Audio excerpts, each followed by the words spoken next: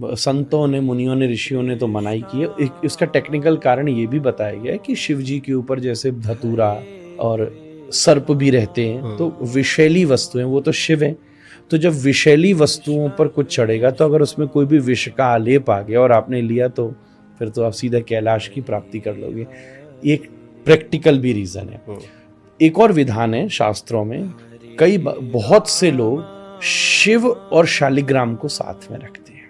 बड़े से बड़े महात्मा को आपने देखा होगा, तो अगर शिवलिंग में शालिग्राम जी पास में रखे जाएं और फिर अभिषेक किया जाए तो सब कुछ सेव्य है। शालिग्राम जी उसके सब विकारों को समाप्त करते हैं।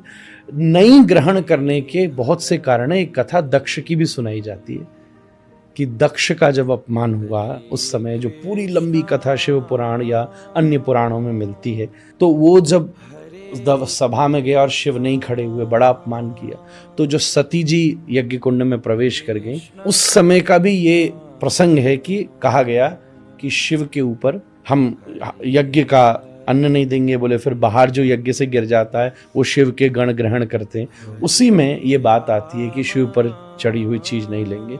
शालिग्राम जी साथ में हो तो ग्रहणीय होता है। और व्यवहारिक बात यह है कि अब महादेव में तो असली सर्प है पास, भांग है वो भी चढ़ती है, भस्म है। एक और बात बताऊं, सिंदूर है, और सिंदूर की तो बड़ी फेमस बात है, सिंदूर अगर कोई मिला के खा ले गला ही चोक हो जाएगा उसका। कपूर है। तो ये सब वस्तुएं जब चढ़ जाती हैं तो फिर उसका हेल्थ को लेकर प्रभाव है, तो शालिग्राम जी को रखने से ये सब निवृत्त होता है।